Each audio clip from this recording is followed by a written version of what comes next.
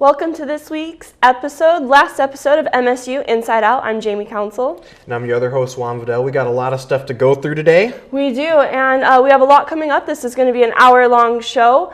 We're going to be hearing a little bit about the draft. It's the unofficial holiday of America.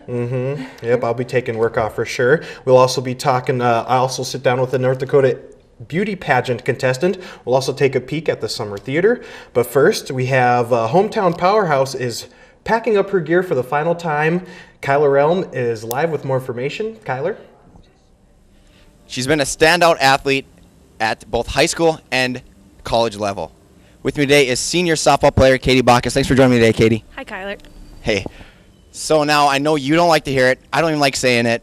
Your softball career is over here at Minot State. What are your thoughts on that? It's been a good ride. I think that I've had one of the best experiences out of anybody, and I wouldn't trade it for the world, and I don't regret a thing. So it's sad to see it go, but everything has to come to an end eventually. You talk about the 4 years. What was the camaraderie like on your team? The four of us seniors that have been together, we're really, really close, and then we're still close with a lot of girls that have left, and there's a couple in California, Canada, all over, and we're still really close, and it's really like a big family. You started out young, obviously, as a freshman. When you were growing up, did you teach the ones below you? Did you teach them teach them the ropes? Yeah. Every freshman class that comes in, you kind of have to show them how we do things here. And when I was a freshman, I was taught those things, and you kind of, adapt and carry on and teach them the ways, and then they teach you a couple things too. Okay, now going to high school at Bishop Bryan, you came to Minot State. Did you always see yourself coming to Minot State? Not really. I didn't even think about playing sports in college until really like my senior year of high school when I talked to triplets. So it was kind of like a spur of the moment thing, but I definitely have enjoyed every minute of it. I think we're all pretty glad that you came here as well. You guys finished the season at 29-20. What are your thoughts on the season? I think we had a pretty good season. We lost a lot last year, and we had to fill in a lot of places, and there was probably 4 starting freshmen in our lineup at all times, and it's hard for them to adjust to the level. It's a lot different than high school ball, and I think that they did a great job, and I think that we adjusted well. Yeah, good season. You finished out at a batting average of .322. Did you feel like this was individually one of your best years? I think so, yeah. I feel like every year was like an opportunity to grow, and I think that I capitalized on that, and a lot of other girls have too, and it was good to end out over 300, I guess. All right, well, thanks for joining me today, Katie. We are all going to miss you very dearly, and best of luck to you in the future. Thank you. All right, we'll send it back to you guys in the studio. Hey, thanks, Kyler. I'm here today with a very special Zeph, Marisol Maricas, right? Yes, you got it. And she is you're going to be a Miss Teen North Dakota pageant contestant here in the upcoming summer. That's right. How are you doing today? Thank you for joining us. Thank you for inviting me. I'm really good. Good. I'm sure you have a really busy day, taking time out of it. You explained to me, or you told me earlier that you're from El Paso, Texas. You've only been here since the beginning of winter, you say? Yes. First, I want to ask you, how has been the transition between El Paso, Texas to Minot, North Dakota? Okay, well, first, I never thought I was going to come to North Dakota. I can imagine. I think a lot of people think that, especially when they see the final destination. Yes. It was a complete challenge because it's really different weather. Mm-hmm. I don't get to see my friends. I miss my family. But Minot has been treating me pretty well. Good. How's high school, and have you been able to find anything to do, or are you just sitting at home bored the whole time? I actually found a job, my first job. Oh, yeah? Yes, and I work. And I pretty much stay busy working, going to school. I attend Minot High School. Oh, well, that is very good. Let's get on to the beauty pageant stuff. What got you into the beauty pageant? What or who gave you the idea to enter? Okay, well, I started going to pageants, fashion shows. I have many friends that have been competing for Miss Texas USA, Miss Texas Teen, and well, I got inspired by them, mm-hmm. and I wanted to be like them. Oh, well, cool. This is a really big commitment, I'm sure, as you're finding out. How do you find the time to balance between school, work, and beauty pageant? Well, I try to get some equal amount to every single thing, mm-hmm. which is school and working and the pageant. It's sometimes kind of difficult because I don't get the right time for each thing. Mm-hmm. but it's been going pretty well. Well, it's good to hear. You mentioned that you're going to go back to El Paso and you're going to work with a trainer for the pageant. I will. Do you know what kind of preparation's in store for you? Is it going to be like a regimental football camp, or is it going to be like what do you expect out of the training regimen? Well, he's gonna train me with interview questions and prepare me with a body swimsuit, and I'm actually gonna try my best. So he's going to be working out your brain and your body to make sure that I'm ready. you're fit up. Yeah. What makes you most nervous about the pageant? I mean, there's lots of different aspects, as we mentioned, the swimsuit. There's Yes. answering questions. There's the talent. What's your talent? Well, there's actually no talent. No talent? No. Do you have a talent anyway? I love to sing. You love to sing? I love it. I enjoy singing as well, but Awesome. not so much in front of people. Sometimes it depends. Sometimes I'll do it in front of people, but it's tough to get used to. Well, you're handling the camera very well, so at least you have that down. That's pretty good. What's your favorite aspect of the pageant? My favorite aspect, that I get to feel confident with many people. I'm sorry? I get to feel confident. Okay. I learn how to be self-motivated, and I want to grow and Well, really quick, just to put you on the spot here, how would you change the world? Let's throw a beauty pageant question at you. How would you like to change the world? Or what aspect of the world would you like to see changed? what I would love is that I really, really want to help the kids in Africa. Kids in Africa? Yes, I feel like they need help, and I wish I could help. Well, that is a very good answer, and we wish you the best. Thank you so much for joining us here today. You've been absolutely wonderful, and like I said, we are all cheering for you on the Miss Teen North Dakota pageant coming up at the end of the summer. Awesome. And now we're going to switch gears a little bit here from beauty queens to sports here. Leon, what do you have for us? Are we talking I can't be a beauty queen? Hey, you can be, and you're beauty queen in my book. Thank you, Juan. That's You're very fabulous of you welcome. to say. Just as the weather gets nice enough to play golf, the Minot State golf season comes to a close. Minot State junior golfer Cowan O'Keefe finished 44th at the NCAA Division II Midwest Central Regional Men's Golf Tournament. In the final round, O'Keefe shot a 3-over par 75. On the tournament, he finished at 14 over. O'Keefe is a 2-time regional qualifier. Next season, he's looking to become the first ever Beaver to become a golf championship qualifier at the NCAA Men's Tournament. 2 Minot State softball players received all-conference honors and recognition. Senior left fielder Jen Dixon is a first-team selection for the 2nd straight year. Dixon hit .379 on the year with 12 home runs.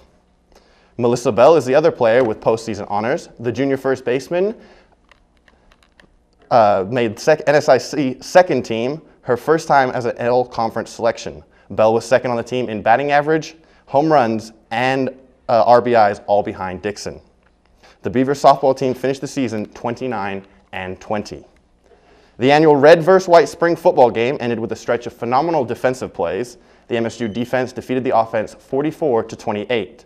Senior linebacker Casey Wyman made the play of the game in the 2nd quarter. With the offense backed up against their own goal line, Wyman forced a fumble and then dove on the ball to recover it for a defensive touchdown. The offense made several highlight plays themselves. Sophomore running back Jarvis Mustafer broke multiple runs of 10-plus yards, and freshman wide receiver Akeel Walker caught a touchdown pass. The Beavers will begin their season September 6th at Sioux Falls. Every 4 years, the world gathers and shifts its attention to the beautiful game of soccer. Jesse Rosvet gives us a preview of what to expect this summer in Brazil. Well, another 4 years have passed. It's finally time for another World Cup. A lot of controversy is surrounding the host nation of Brazil. If you remember last year's Confederations Cup, citizens were protesting the importance of soccer over other issues in the Brazilian government. Now, another issue going into the tournament is the finalization of stadiums. Some stadiums are still under construction, but should be completed before June 12th. Enough of the off-the-field issues. Let's talk about what we should be expecting on the pitch. Staying with the host nation, Brazil's biggest concern should be the health of Neymar. He's missed a few weeks of action after injuring his ankle while playing for Barcelona in Copa del Rey. He should be good to go by the start of the tournament, and I don't expect him to miss a beat. Now moving on to the defending champions, Spain has some concerns coming into this World Cup. Their biggest worry is probably goaltending, as Casillas is struggling to even play for his club. Two teams I like to keep an eye on other than that are France and Argentina. The French found a way to sneak into the tournament and have been playing some good soccer lately. An excellent draw for them should put forth a fairly easy road into the quarterfinals. Argentina also received a good draw. They shouldn't have a problem winning their group. It'll be exciting to see how Leo Messi handles the spotlight in another World Cup. Now let's get to what we all want to see, the groups of death. Groups D and G are without a doubt the toughest draws in the tournament, and unfortunately both England and the United States drew those groups. England will see matchups with Uruguay, Italy, and Costa Rica, and I'm really looking forward to see how England puts their team together. They have options with good experienced players, but also could utilize some intriguing young talents. Now Group D will be creating some drama. Group G is one I'm most looking forward to. The United States opens up the World Cup against Ghana, the team that has knocked them out of the last two World Cups. A win in that game is crucial because the next two games for the U.S. are against the powerhouses of Portugal and Germany. Cristiano Ronaldo willed the Portuguese into the World Cup, and I'm excited to see a big performance from him in this tournament. I'm excited overall for everything in the tournament. I can't wait for the first kick on June 12th. The World Cup kicks off June 12th with the host country Brazil taking on Croatia. The NFL journey for 32 young men begins as the first round of the NFL draft gets underway. The Houston Texans own the first overall pick, and there's still no indication of what the organization plans to do with that selection.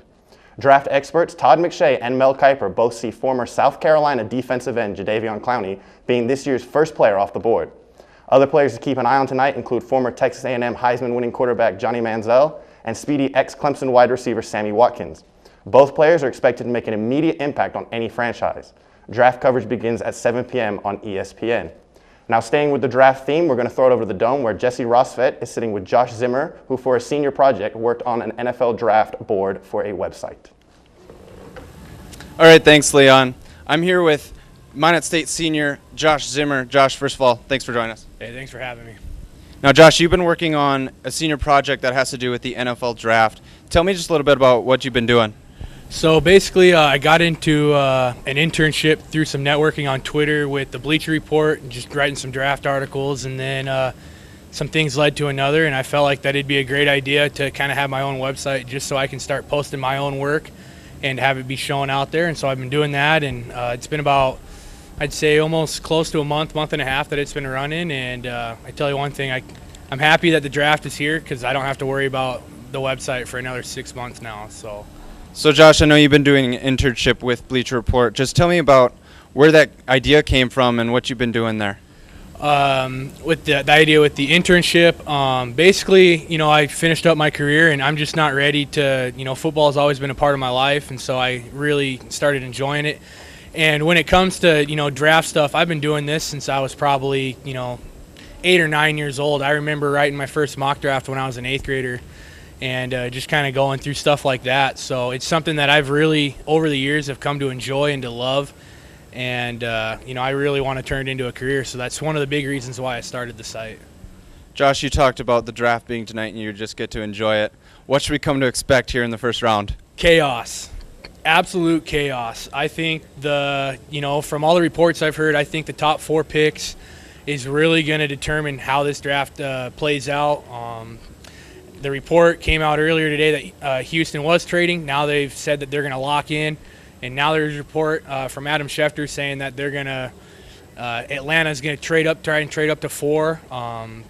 So that's really all I can say for the first 10 picks is that it's going to be chaos. When you say chaos, should we come to expect any trades or any surprise picks? What else? I think a little bit of both. I mean, you're a sports guy. You've seen, some drafts before. I mean, prime example last year, I don't think anybody expected E.J. Manuel out of Florida State to get drafted in the first round, yet alone be the first QB off the board. And I think you are going to see some trades. From what I've been hearing, it sounds like the Lions really want to move up. They really want to try and target Sammy Watkins. You got a team in San Francisco that really wants to try and trade up. So, I mean, it's going to be hectic. Like, it's going to be exciting to watch and see where these kids get to go. Josh, you talked about the Texans having the #1 pick. We've heard names like Clowney. And there's other names on the board like Johnny Manziel. Sammy Watkins is a stud, you know. What do you think is the best option for the Texans at #1? Clowney. No ifs, ands, or buts about it. That's the best defensive prospect that I've personally seen in the last 10 years. He's remarkable. He's solid. He's going to be a good player. So let's say, just hypothetically, the Texans do not take Clowney. What do you think the Rams are doing at #2? I think they're fielding phone calls. Les Snead has been known to trade out. He loves, accumulating draft picks.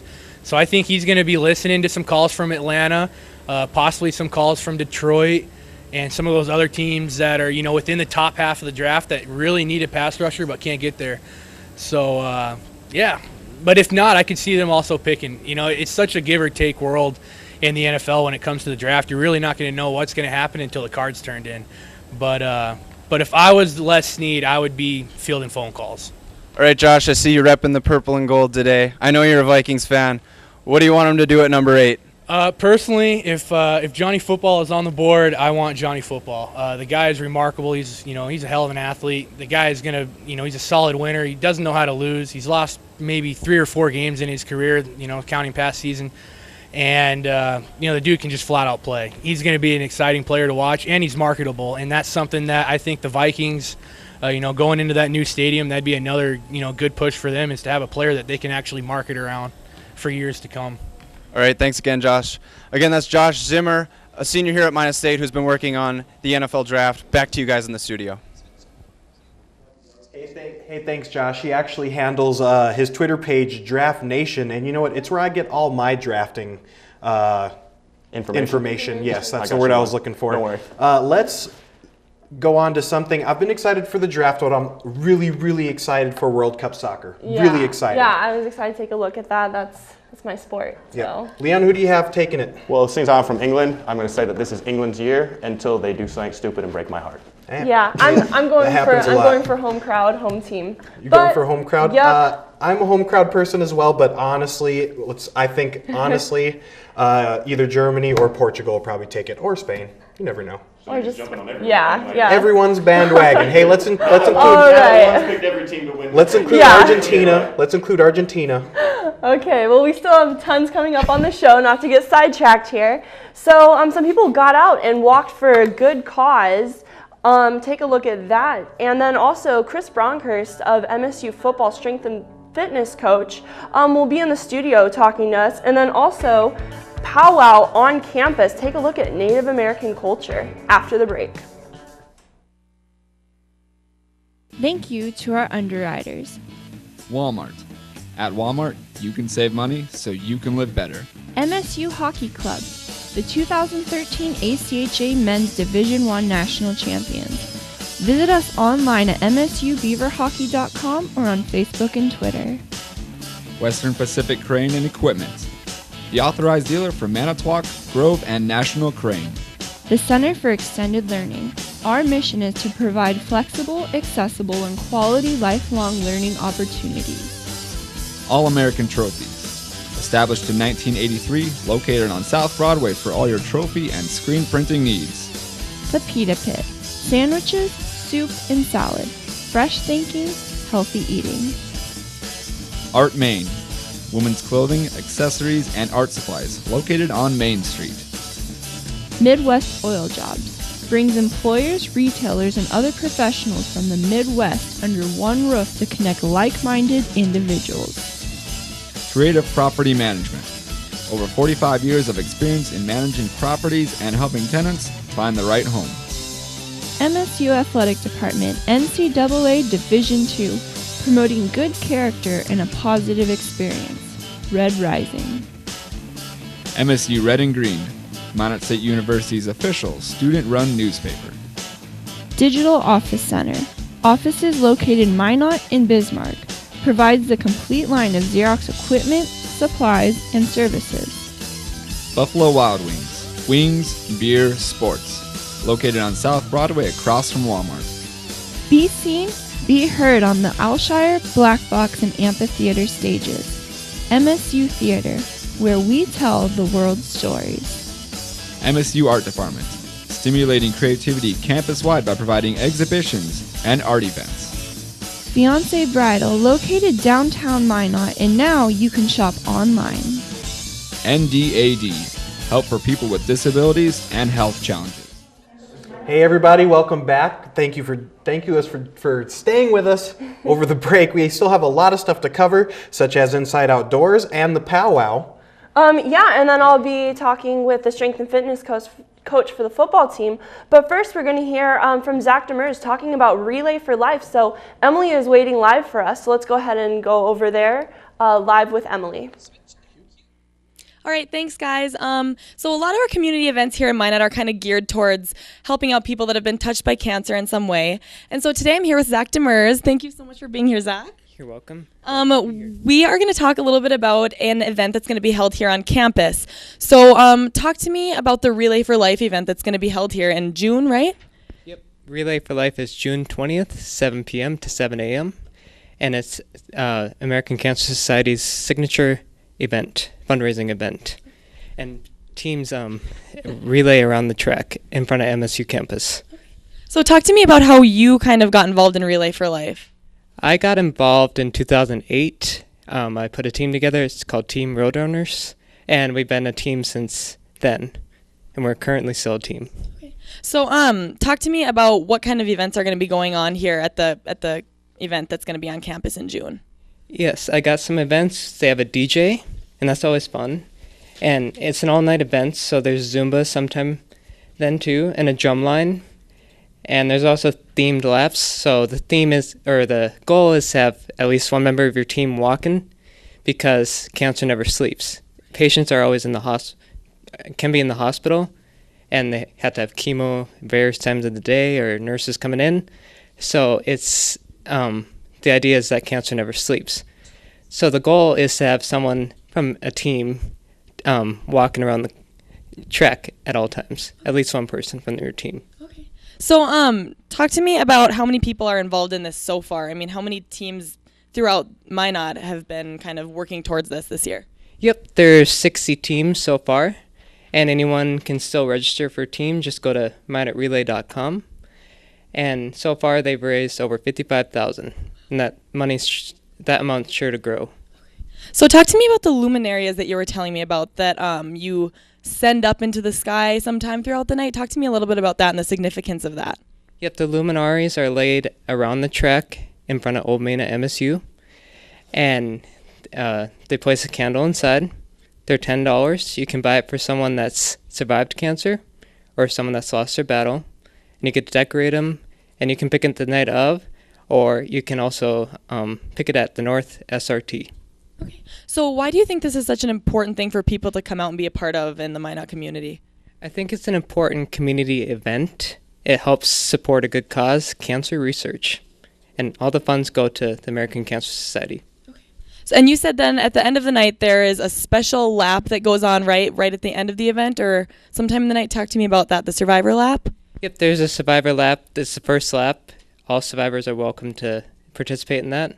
They usually elect a king and queen at the banquet that takes place on June 15th at 5 p.m. And all survivors are welcome to attend. Just call this number, 701-838-7047. Right. And it's a really nice event because all the survivors walk around the track relay night. And that banquet's on June 15th. All right. Well, thank you so much for being here with me, Zach. Once again, guys, the event is June 20th from 7 p.m. to 7 a.m. So thank you so much for your time, Zach. You're welcome. All right. We'll throw it back to you guys in the studio. All right. Thank you, Emily. Joining me in the studio now is Chris Bronker, strength and fitness coach for the football team. So first off, thank you for joining me today. Happy to be here. So I know you came from Mankato, and you were a pretty good player there. I read your bio. And so what made you decide to want to become a coach from playing? Because it's completely different. Well, I just want to be involved with the athletics. I've always loved football growing up, and I've always loved the aspect of like becoming a better player. That's what led me to strength and conditioning and led me to coaching and everything. So I think that's the main aspect, is seeing like my players evolve and become better. Okay, so just kind of the whole process and Yep. everything. And then you actually came in, this is your first year here, and you came in under Hoffner, and we all know that he was here. I think Kourtney Kardashian was married for longer than he was here for, so that's kind of funny. But what was it like kind of having him leave? What was the feeling on the coaching staff? I guess the main we were confused, not in the fact that he left, because we understand that, you know, I understand because I've been around him. I played under him and I coached under him for a while, that his family is very important to him, and that if his family couldn't make it work up here, that, you know, he wasn't going to be up here. And but I think the main feeling with the coaching staff is that we were lost. We didn't know how to recruit or who to recruit, because we didn't really know what the system was when the new coach was going to be here. Exactly. We also felt awful for the players because of what they went through, having to go through 2 coaches. And I think the one thing that we united around is that we really had to stay positive for the players, because they would feed off our energy, and if we were down, you know, that would, and if that would show, then they would be a downward spiral effect. And then Tyler Hughes came in pretty quick, so you guys kind of turned that around. And how has he been stepping in with you guys so far? It's very good. I mean, he's given us a really good direction of where we want to go. He's got a great plan set in place. It was really hard to take the recruits that we did have and kind of adjust it to his philosophies and his systems and everything. But it's been working out well now that we're on the same track, and everything is going pretty smoothly. Yeah, and how about your transition to Minot? It's been fun. It's been interesting. Minot's not unlike Mankato. It's around the same population size and everything. So it's been fun. I've been having some good times, and they've been adjusting really well. The players, I think, like me. I don't know. So we'll see. Yeah, they love you at heart. They probably just give you a hard time. And what is the one thing you want to focus on next year? If you could just pick one thing, that would be key to your guys' success, I would say. The one thing to our success, I always think it's the strength and conditioning, obviously. So obviously, no, just I think the one thing to our success next year is probably going to be what happens now from the summer going forward. If the guys stick around and stick to the training program and really buy into all aspects of the team, you know, not only the training but going over the playbook and everything, and just making sure they know everything and, you know, have a really good sense of where they're going. Well, I look forward to watching you guys next year, and that's all the time we have today, so thank you for joining me. All right, well, again, happy to be here. Again, that's Chris Bronkhurst. And now we're going to head over to Mariah. I know that we're going to take a look at Cryption. You have a little more information for us? Yeah, we have a lot of stuff to talk about in entertainment news today, and I am going to start with Cryption, but thank you, and I'll get right to it. With the semester ending, many might be thinking about summer blockbusters, but the MSU Art Club did one better and made the movie themselves. Cryption, a student art film, premiered at the end of April. Family, friends, and supporters came out to see the film and were proud of what they saw. It's amazing. I feel like it's such a small university and everybody's so united, and it's amazing to know that these people are working together. And then even I could have been involved, you know, maybe next project I would love to be involved in.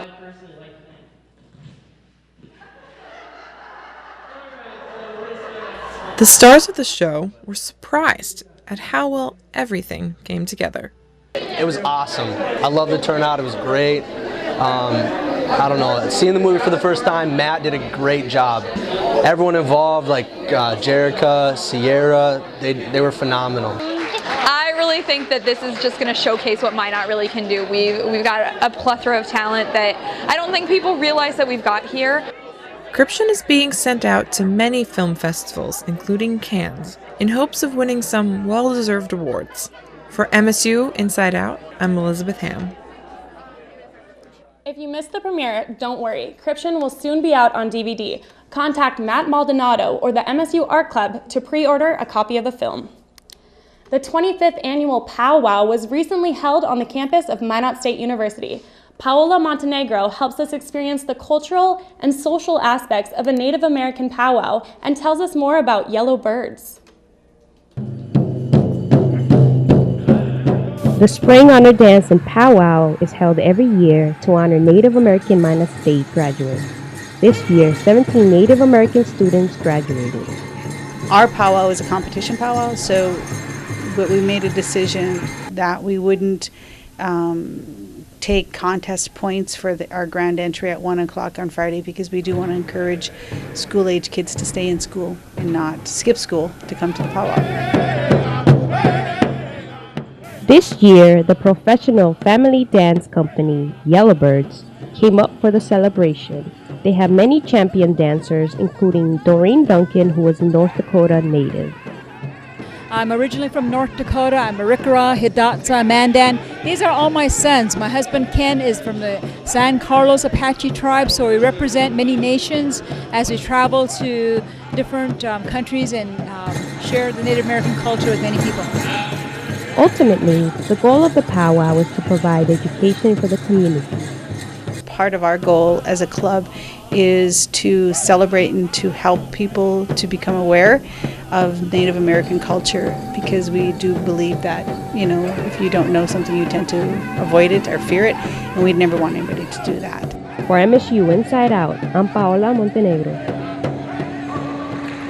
For more information about Native American culture and powwows, contact Native American Center Director Annette Menham here on campus. We've learned everything from frisbee golfing to filleting a fish this semester on MSU Inside Outdoors. For their final episode, Chris, Juan, and Jesse chip, swing, and putt through a round of golf.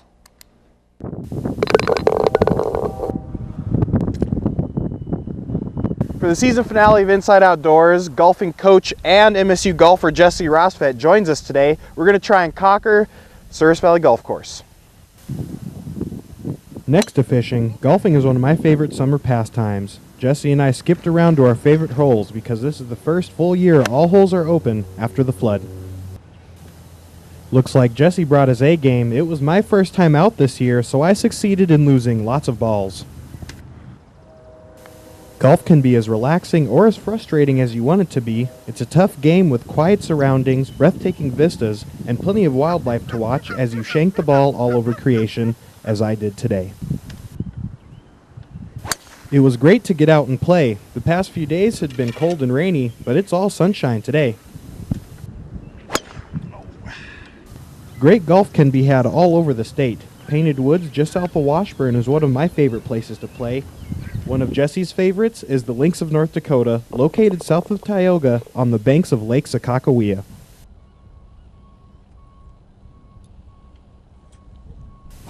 Golf is considered a gentleman's game played for over 800 years, with the earliest golf-like recorded game played in 1927 in Scotland. The Netherlands also have a historic claim to the game of golf. Now the game is popular all over the world. A golfer faces many obstacles during the game of golf. Water, sand, trees, and tall grass can all hinder your play. Even wild animals may alter your game.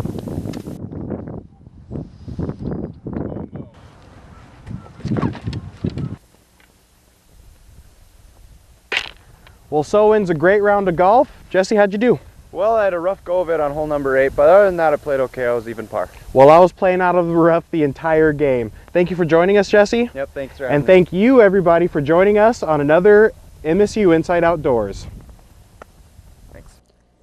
Chris and Juan have had quite of an adventure this semester on MSU Inside Outdoors. You can relive all of the exciting moments by searching for them on YouTube. As the semester comes to an end, it is time to say goodbye to our broadcasting students graduating in the spring. Andre Livingston sits down with 3 seniors to talk about their experiences with MSU and their plans for the future. My name is Juan Vidal. I'm a major in public relations and broadcasting. And what I do here, you ask? Well, I do a lot of stuff, I guess. I'm Chris Price, broadcasting production major with the art minor and graphic design concentration. Hello, my name is Jamie Council. I'm a broadcasting production major with concentrations in public relations, honors, and history. I love the broadcast department because I love being on camera. I love being able to convey my ideas. And there's a certain power to broadcasting, there really is. Just because of how personable it is. I lived in California, in a smaller place in California, and then I've also gone to school in Southern California. And you really don't get the one-on-one that you get here at Minot State. And then also the opportunities. Everybody here is genuine. And you don't really find that, very many places. Almost every day I'm helping with shooting someone's story or helping them out or editing or looking over packages from other students that are just coming up or editing at home. So almost every day I'm working around all the stuff that I've learned here in the broadcasting department. For a new student coming in the broadcasting department, what kind of advice do you have for them? I would say use your resources, and that doesn't just stop with Neil, Audra, Kevin Newharth, Nancy Pearson. It's all of the students that are there. That's one thing that I really loved about Minot State is you walked into the newsroom and you needed help with one small little thing, a host of hands will raise and be like, yeah, this is how you do this. I just want to thank everybody that's helped me out throughout my 3 years here, and I wouldn't really be able to do it without them. I would be nowhere without them. Since the first commencement ceremony in 1914, thousands of graduates, along with their family and friends, have gathered to celebrate their achievements. This year's graduation will be held on May 16th in the MSU Dome. Thank you and congratulations to our graduating seniors. Minot State University has a strong reputation for their Division of Humanities. Students studying art, broadcasting, and more communications were recognized at a banquet this afternoon. Many of MSU Inside Out's cast and crew have been awarded for their outstanding efforts. Corey Smith takes honors as an outstanding senior in broadcasting. Chris Price is recognized with the Distinguished Student Achievement Award for broadcasting and his senior project GoPro compilation. Jamie Council, Jesse Rosford, Andre Livingston, Josh Zimmer, Chris Price, Juan Vidal, Kyle Patterson, and Shane Court received Eric Severide Awards from the Northwest Broadcasting News Association. Our 7 KMSU managers and President and Vice President of Media Inc. received honors for their hard work this past year. Jamie Council and Zach Demers also received awards for the North Dakota Professional Communications Contest. Congratulations to all of our students recognized today, and best of luck to you in your future endeavors. And I want to thank all of you for joining me on entertainment news this semester on MSU Inside Outdoors. I had a blast with you guys, and I can't wait to see you next semester. And I am sad to see you guys go. Well, I'll be back here for one more semester, but you can walk within the calendar year. So you still have to put up with me for a couple more months. Well, lucky me. I am graduating, but let me tell you, I'm not sad. I'm very excited. Well, congratulations, guys. Thank you, Mariah. very much, Mariah. Well, coming up, we still have lots of show to go on our hour finale. Ward hits the streets and will be escorting students around campus with a twist. Dr. David Fuller has some final words for us, and Chris will have all the news and weather. Stay tuned.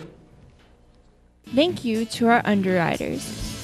Pepsi of Minot, the local Pepsi Cola bottling company serving the North Dakota areas of Minot, Dickinson, Devils Lake, Bottineau, and Hettinger. Rick's Jewelry, where you'll shimmer and shine. Watney Realtors, a full-service real estate agency handling residential, commercial, and investment properties. Spicy Pie, pizza, grinders, beer, located in the Beaver Ridge Plaza. RL specializes in creating custom-made vintage mod children's and baby clothes. Happy Joe's Pizza and Ice Cream, good time to be together. KCJB AM, 910 AM, Minot's news and information station. KIZZ FM, Z94, Minot's only station for today's hit music. 97 Kicks FM, today's hot new country.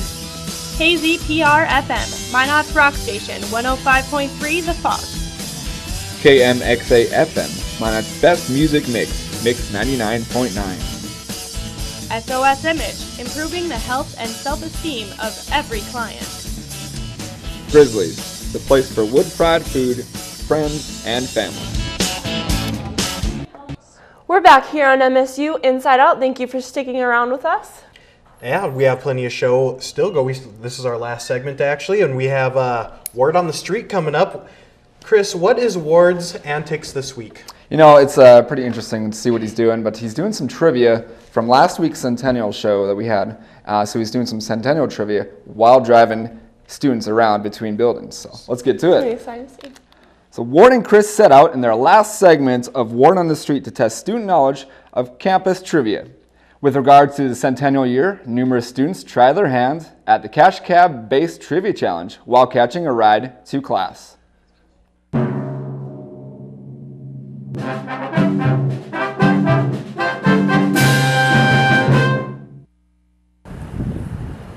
Oh, hi there. I'm Ward with Ward on the Street. This week, with the help of Plant Services, we're paying homage to the Centennial of Minot State University. We'll be giving people rides to their classes and such, as well as testing their knowledge about Minot State University trivia. Here we go. Before the campus became what is today known as Minot State University, what was it previously? University of Minot, the State Normal School at Minot, Minot Area State College, or Minot State Institute of Knowledge. It's a pretty tough one. Think you know that one? It's the State Normal School at Minot. Boom, got it. Where was the library originally located before it was Gordon B. Olson? There was actually one of the buildings. Some of the options we had for that one was the Wellness Center, Swain Hall, Memorial, or Old Main. What do you think? I'm gonna guess and say Memorial. Memorial? Yup, that's actually right. In what year was Handel's Messiah first performed on the campus of Minot State University? 1932, 29, Should we ask this unsuspecting student? Yes, let's get, yeah. Yeah, let's ask this unsuspecting student right here. I know him. Let's see if this guy knows. Dre, we got a question. Hey there, Mr. Livingston. Hey, so we got this one right here, perfect. Dre, I have a question, I need your help with it. Okay. In what year was Handel's Messiah first performed on the campus of Minot State University? Do you have an idea for us? I'm gonna go with A. A? A. Did you need to think about that a little more? Yes, I'm gonna go with B. Final answer? B! Check that out. Oh, yeah. He got B. Yeah. Oh, we are on fire. I liked it. Dude, 3 in a row. Oh, these students are so helpful that we just have to keep running into. For Ward on the Street, I'm Ward on the Street. There we go. We're good. Ward and Chris would like to thank everyone who participated in each segment this semester. With each episode, they have been featuring short clips that compose a larger story, which will also reach a conclusion this week. This conclusion will be posted on the Facebook page of Ward on the Street.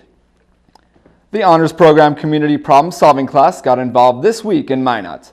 Children of all ages made their way to campus and participated in 4 different events. Jamie Council has more on the story. One class on campus's sole purpose is to make a difference in the community. It's a little rough at first. You know, kids come in, they're really energetic. You know, they're ready to have fun.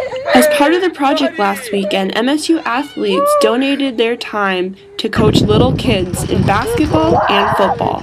We are in the Community Honors Problem Solving class, and so we were tasked with finding something wrong with our community and solving the issue. Kids are in their homes by themselves, and lots of people don't know about the issue. And so even if some parents are just bringing their kids here so they can have a bit of a break, it's just a good idea, and it gets the kids more involved with our campus.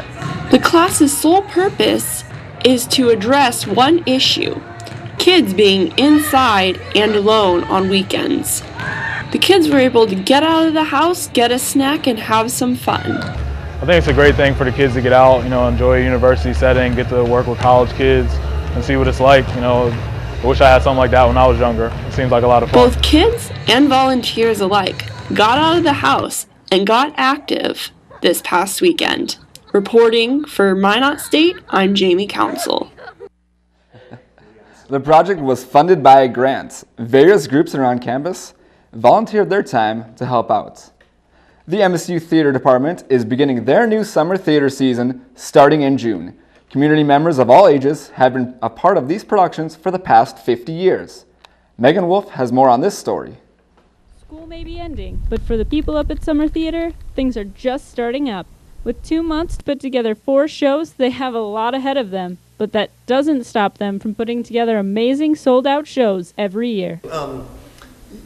You know, a lot of times the shows that are going on Broadway and everything, a lot of them are comedies and musicals. That's what people really are attracted to.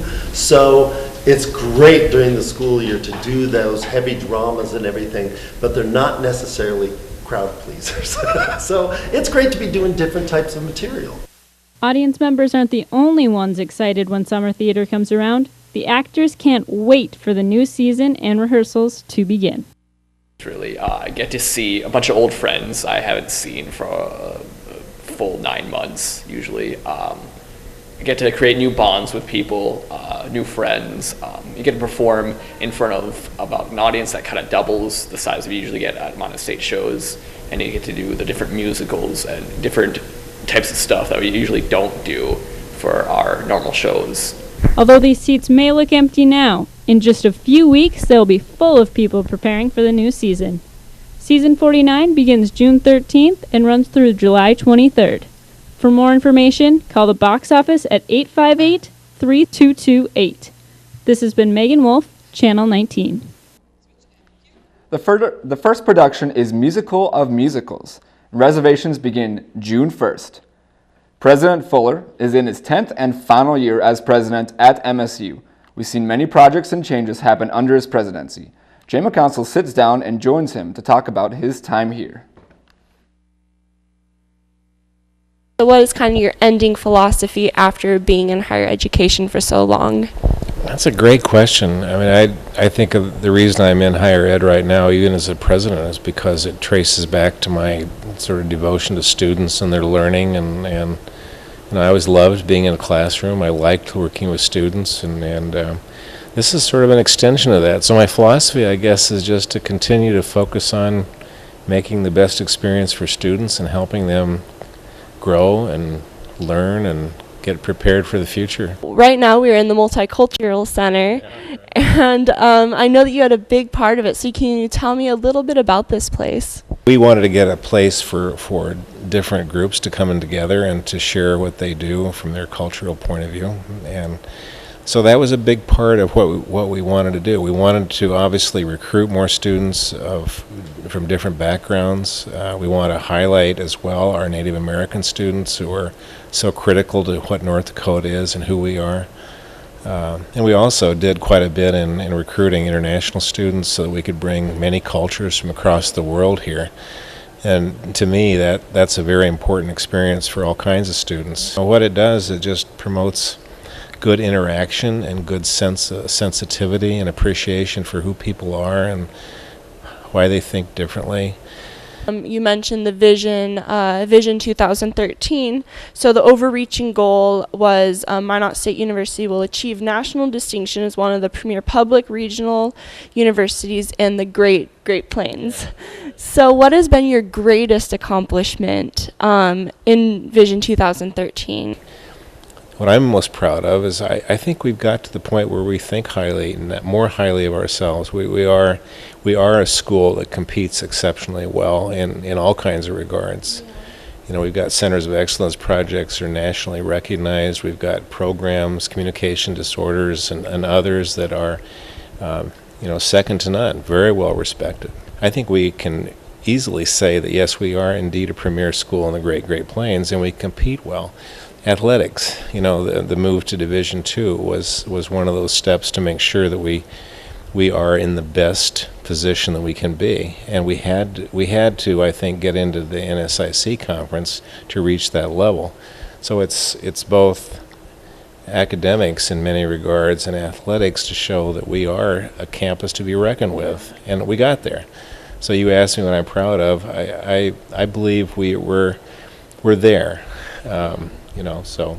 Yeah, and then just doing some research on, everything. You mentioned athletics, which is definitely a big part of it, but then just around campus to, provide students the move from the SGA Center down there and kind of improving all that, and then with the power centers and CEDL, all the programs for students, and then also to make changes to the university to make it more appealing visually.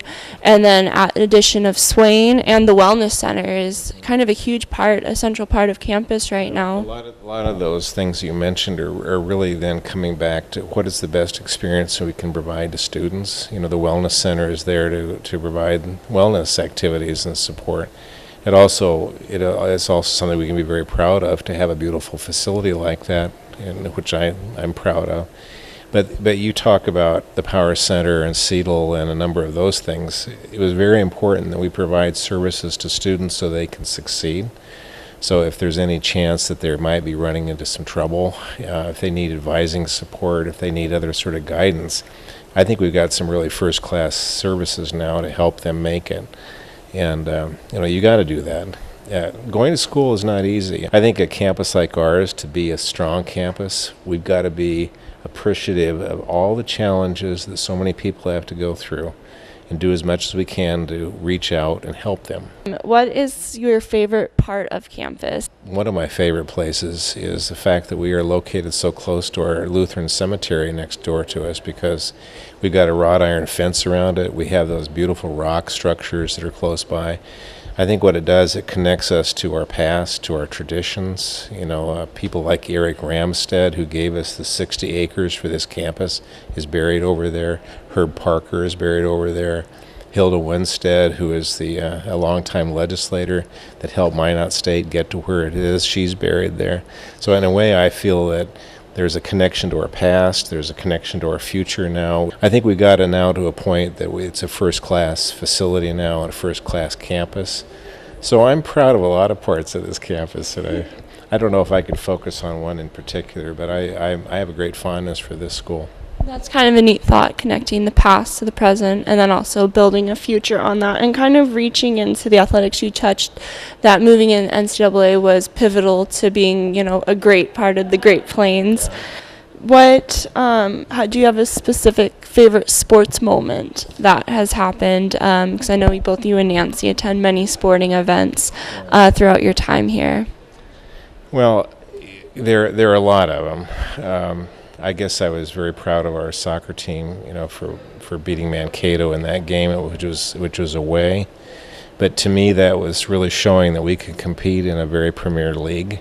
There were people who questioned whether we could compete in that league, and we could, and we ended up winning that championship. And there was an event when we were playing a basketball tournament a couple of years after Nancy and I got here that it was coming down. It was a 2-point game. They were ahead of us, and Jordan Cooper, who is from nearby here, he now teaches in West Hope, took a shot from the corner and made a 3-point shot and won by 1 point to get us into the national tournament. I mean, there are just some great things that happen, and those are fun moments.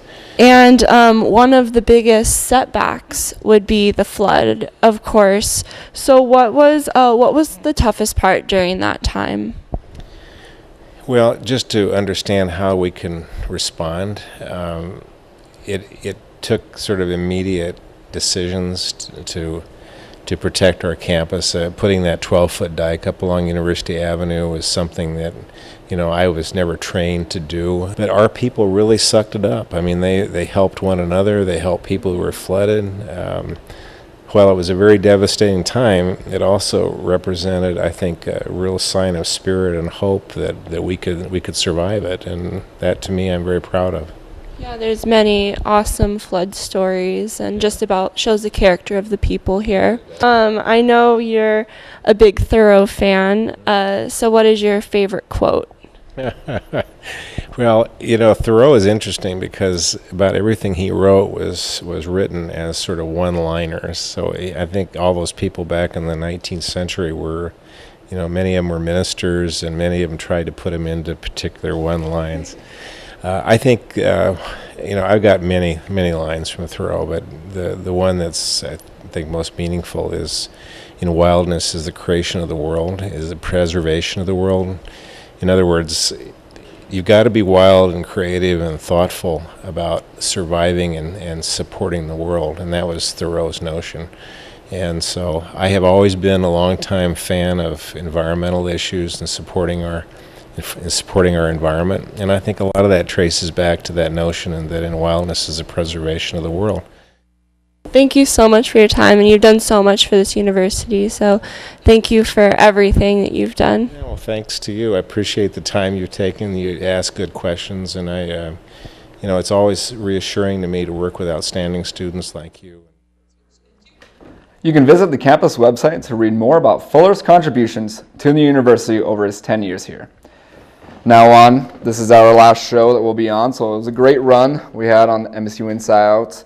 Finished up MSU Inside Outdoors this morning, and hopefully the weather will be nice so we can keep doing that stuff over the summertime. So hopefully it's been a rainy few days. It was a really nice day today, but... Do you know who can tell us more about that? I don't. Who is it?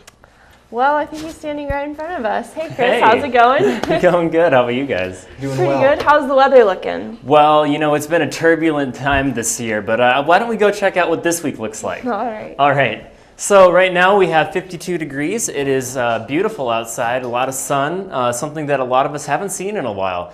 2-mile-an-hour winds, so we're not even having the big windiness that North Dakota normally brings. And there's about that 6:15 sunrise and 9:08 sunset, so it'll get longer days. As we continue on through the night, we'll see that we're going to start to get a little bit of clouds going on around.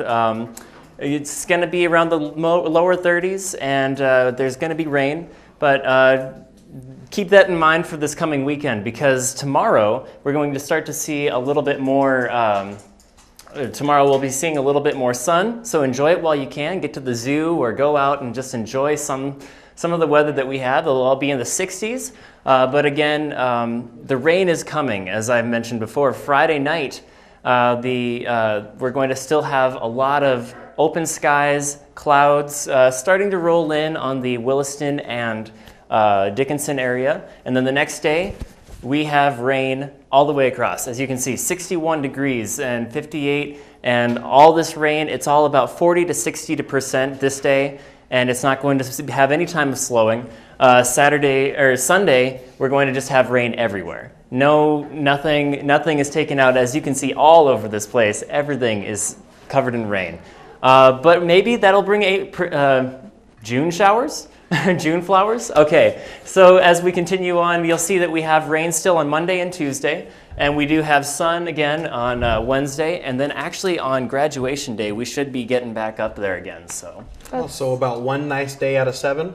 Well, pretty much. Hopefully it's good for graduation. My mom is going to be her first time in Minot, so I'm hoping that the weather cooperates. And I plan on having my party outdoors, so yeah. 10% chance of rain that day. 10%? So not too I bad. can live with All that. right. Well, thank you for your great weathercast throughout this whole semester. Yeah, thank you. All right. So that wraps up another semester of MSU Inside Out. It sure does. It wraps up an entire year of MSU Inside Out. That it does. Well, thank you for joining us on this episode of MSU Inside Out, and our song of the week is Summertime. Very fitting song. Or Summer by Calvin Harris. When I met you in the summer, to my heartbeat sound, we fell in love as the leaves turn brown, and we could be together, baby, as long as skies are blue. You act so innocent.